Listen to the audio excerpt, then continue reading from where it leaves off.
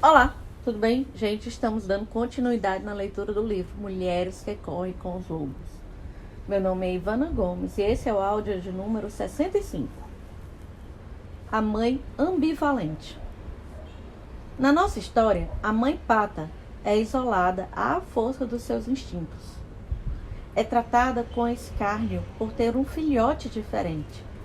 Sente-se dividida emocionalmente e acaba prostrada, desistindo de cuidar do filhote estranho. Embora, a princípio, ela tente se manter firme, a diferença do patinho começa a prejudicar a segurança da mãe na própria comunidade, e ela abaixa a cabeça e mergulha. Vocês já presenciaram alguma vez uma mãe forçada a tomar uma decisão dessas? Se não por inteiro, pelo menos em parte. A mãe curva-se aos desejos da comunidade em vez de se alinhar a favor do filho.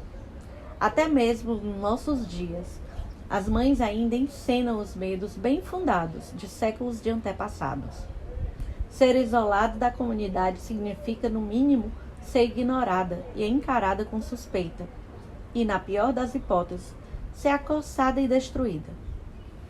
A mulher que viva num ambiente semelhante irá tentar moldar a filha para que esta haja de modo conveniente no mundo objetivo. Nesse caso, tanto a mãe quanto a filha estão divididas. Na história do patinho feio, a mãe pata está dividida em termos psíquicos, e isso faz com que seja puxada em diversas direções diferentes, o que é a própria definição da ambivalência. Qualquer mãe que tenha estado sob fogo cruzado a reconhecerá. Uma direção é o seu próprio desejo de ser aceita pela comunidade. Outra é o instinto de autopreservação. Uma terceira é o medo de que ela e o filhote venham a ser castigados, perseguidos ou mortos pela comunidade. Esse medo é uma reação normal a uma ameaça anormal de violência física ou psíquica. A quarta força é o amor instintivo da mãe pelo filho e a preservação desse filho. Não é raro em culturas punitivas que a mulher se sinta dilacerada entre a opção de ser aceita pela classe dominante, pela comunidade, e a de amar seu filho, seja ele um filho simbólico, fruto da sua criatividade, seja ele um filho biológico. Essa é uma história muito antiga. As mulheres sempre morreram em termos psíquicos e espirituais por tentar proteger o filho não aprovado, seja ele sua arte, seu amor, sua política, sua prole ou a vida da sua alma. Nos casos extremos, as mulheres foram enforcadas, queimadas e assassinadas por desafiarem as proibições da comunidade e dar abrigo ao filho não aprovado. A mãe, com um filho que seja diferente, precisa ter a resistência de Sísifo, a aparência temível dos cíclopes e a insensibilidade de Calibã, para enfrentar uma cultura perversa. As condições culturais mais destrutivas para o nascimento e a vida de uma mulher são aquelas que insistem em obediência sem consulta à própria alma, aquelas sem carinhosos rituais de absolvição, aquelas que forçam a mulher a escolher entre a alma e a sociedade, aquelas nas quais a compaixão é segregada pelas classes econômicas ou por sistemas de castas, em que o corpo é visto como algo que precisa ser purificado ou como um santuário a ser regulamentado por decreto, nas quais o novo, o incomum ou diferente não geram prazer, nas quais a curiosidade e a criatividade são punidas e censuradas em vez de recompensadas, ou recompensadas apenas quando não se é mulher, nas quais são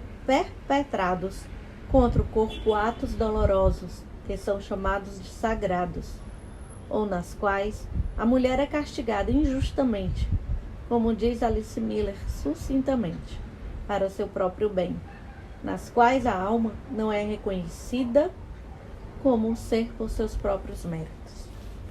Quando a mulher tem essa imagem da mãe ambivalente na sua própria psique, ela pode se descobrir sedento com muita facilidade.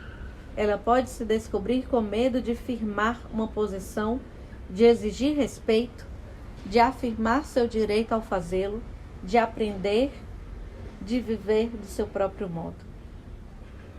Quer essas questões tenham origem numa imagem interna, quer numa cultura externa, para que a função da maternidade supere restrições desse tipo, ela deveria ter algumas qualidades ferozes, qualidades que, em muitas culturas, são consideradas masculinas. Há gerações infelizmente.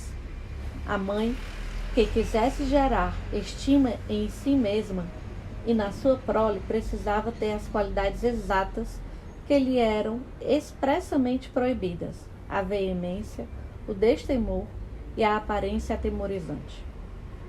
Para uma mãe criar feliz um filho que seja ligeiramente ou altamente diferente nas necessidades da sua psique e da sua alma em comparação com a corrente principal da sua cultura, ela precisa tomar a dianteira no que diz respeito a algumas qualidades heróicas. Ela precisa ser capaz de roubar essas qualidades se elas não lhe forem permitidas, abrigá-las, liberá-las na hora certa e defender a si mesma e aquilo no que acredita.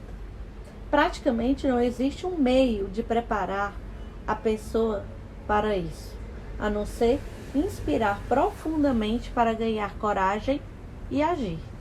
Desde tempos imemoriais, o que foi considerado um ato de heroísmo foi a cura para uma ambivalência paralisante. Gente, termina aqui a leitura sobre essa mãe. E eu venho fazer um comentário assim, uma coisa que eu me lembrei durante a leitura, sabe? Uma mãe que tem um filho com uma determinada posição ou uma determinada padrão de vida ou uma determinada profissão, e ela chega a ser cobrada para que o outro também faça, também tenha essa posição de vida, também tenha a mesma profissão, sendo que os filhos são diferentes. Gente, e como eu conheço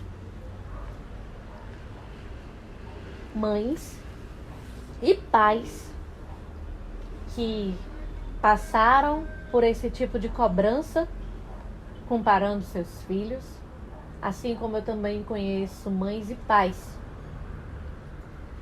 que fazem essa comparação e essa cobrança de seus filhos, e também conheço que fazem e chegam a comparar.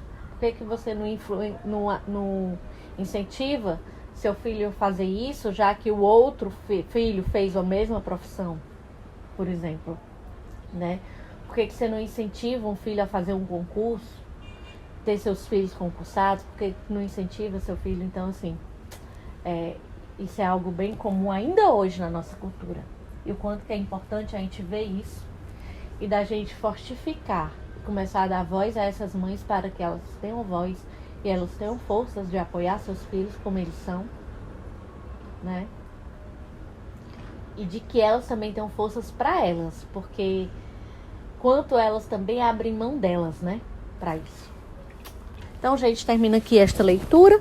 Nos vemos na próxima leitura, lendo sobre um outro tipo de mãe.